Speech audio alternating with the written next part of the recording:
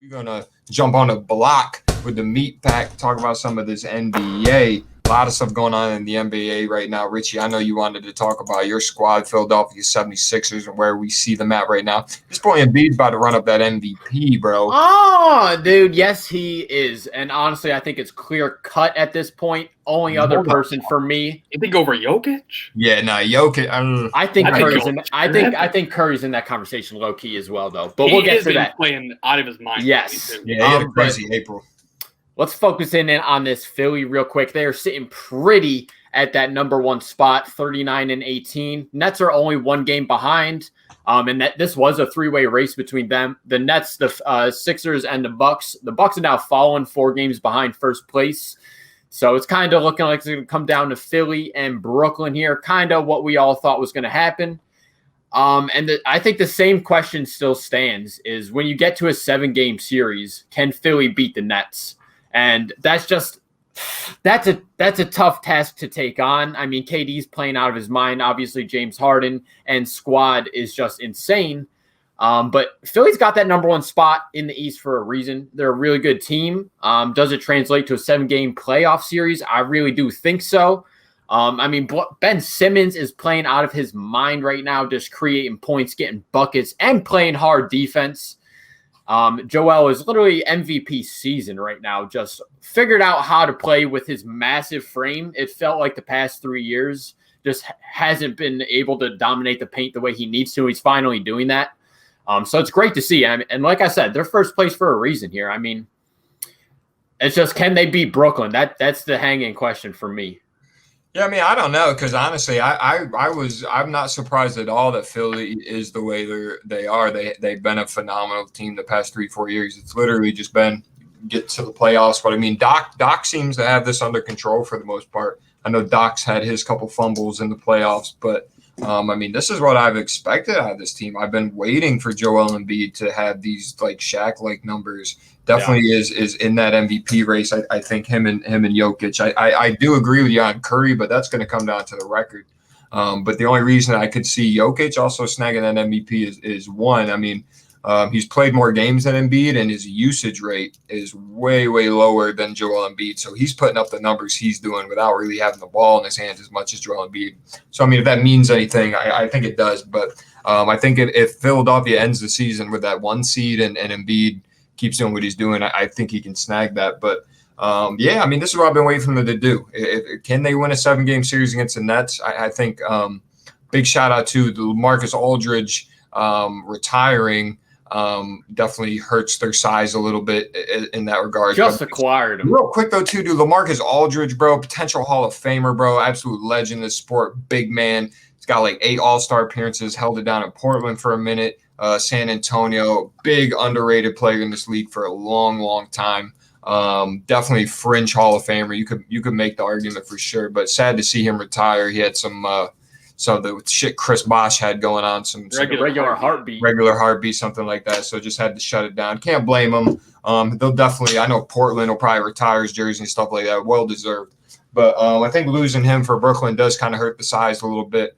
You know, I know they still have DeAndre Jordan and whatnot, but I just don't know if he's going to body up Joel Embiid for 7 series. But at the same time, I don't know if the Sixers have the same offensive firepower that Brooklyn can bring. Now, the only thing is KD being out and stuff for Brooklyn and whatnot. The 3 core of those players, Kyrie, Harden, and Kevin Durant, have only played, I think, 8 games total together, which I think means a lot, man. It takes a while for a team to really get that chemistry and whatnot. I mean, we're talking about 3 all-time players, so it might be a little easier for them.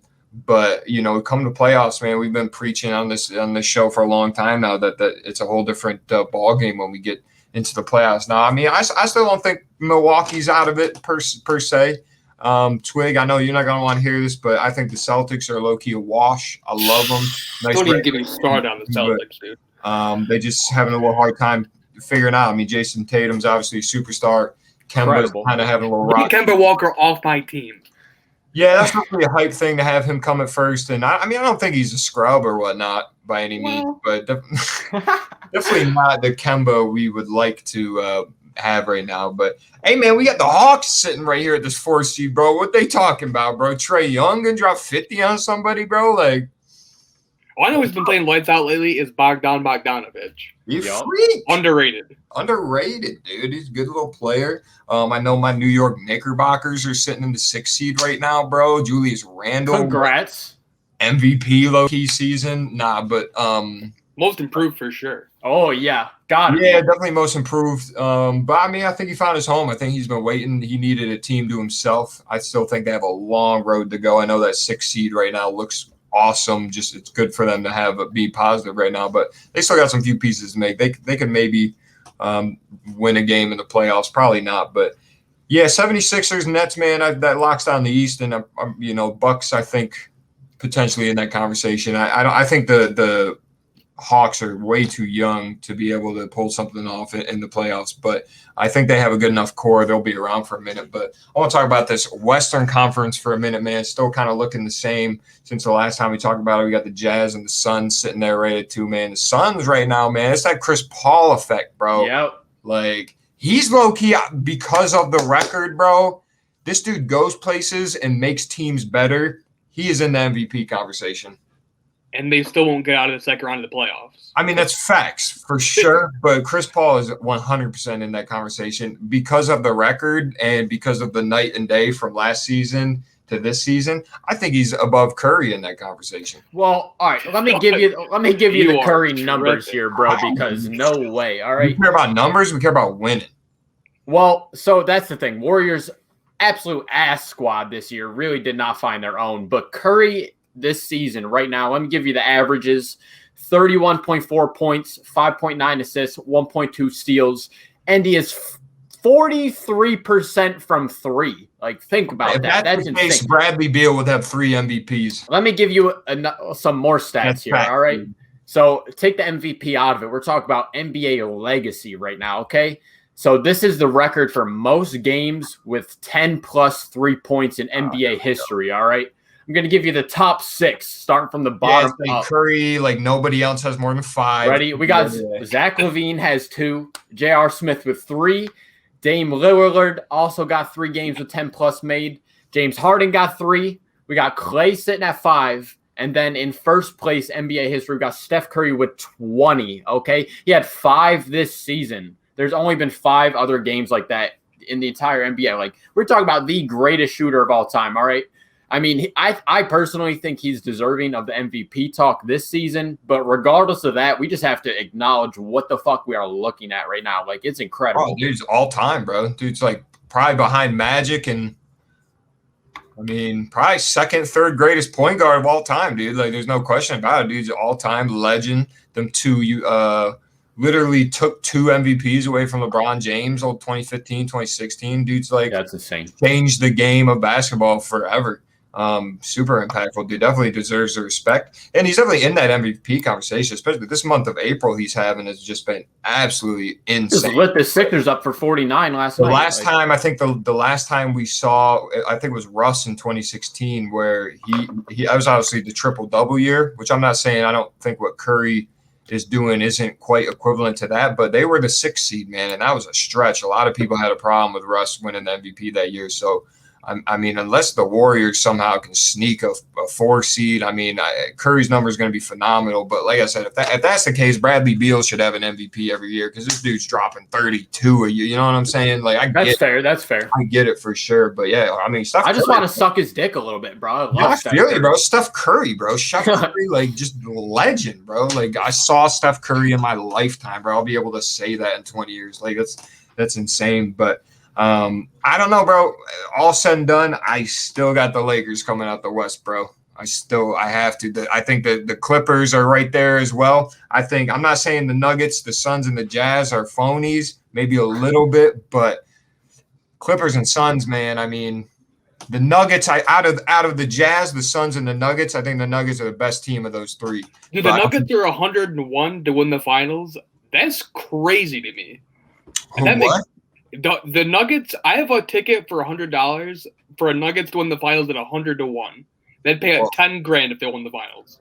Wow. I mean, I'm not saying that can't happen. Joker's obviously playing phenomenal. I just don't know. He's playing at the center position. He's 1 assist away from averaging a triple-double as a center. He's a freak. It's insane. I don't think people realize how insane that is. Yeah, but does that win the finals though?